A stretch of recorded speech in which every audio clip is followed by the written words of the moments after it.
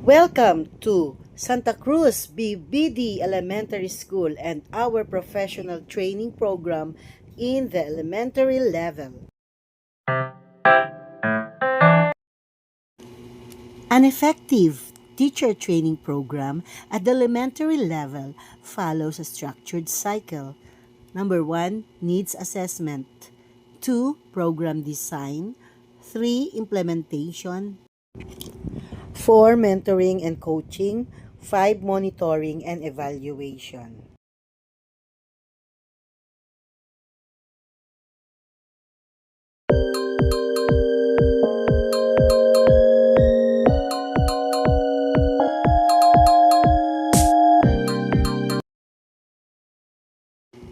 We use tools like IDP, individual development plans, and school performance data to prioritize training areas.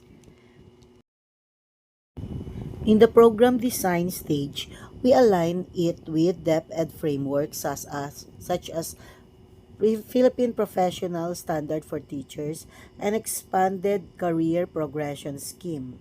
And then we use modules on curriculum implementation, socio-emotional learning, and child-friendly practices.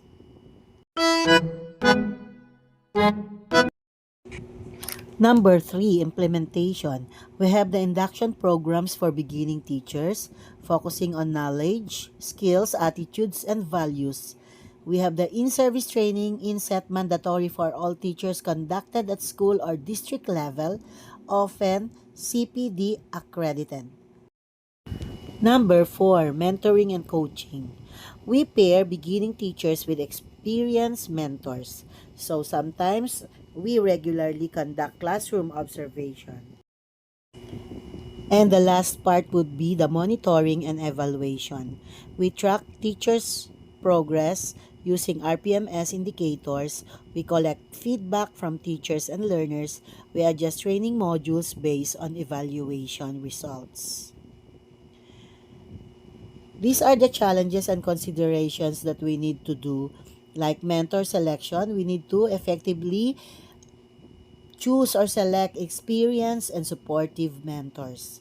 We need to address the resource gaps. Rural schools may lack access to digital tools. And we need the sustainability, which is the continuous follow-up needed to prevent training from being one-off events. It should be applied in the classroom. Recommendations for elementary training programs. Number 1, integrate classroom simulations to practice child-centered pedagogy. So, ganun po yun. Number 2, we need to add values education to align with holistic developmental goals. Next, we use blended learning approaches. There are times that we cannot do it face-to-face, so we can use digital or online meeting and trainings. Number 3, develop rubrics and reflection guides. The rubrics would be for us to evaluate the effectiveness of our training program. And we can use reflection guides in which the teachers would self-assess her development, her improvement, and her professional growth. Next is we can ensure CPD accreditation so that that will motivate teachers with career advancement credits. And we do not only train our teaching staff but also our non-teaching staff and our utility so that they can also be developed and improved in their profession, in their dealing with the stakeholders, and in their duties and responsibilities. Sa nagiging ano natin dito, grade. Katulad din po sa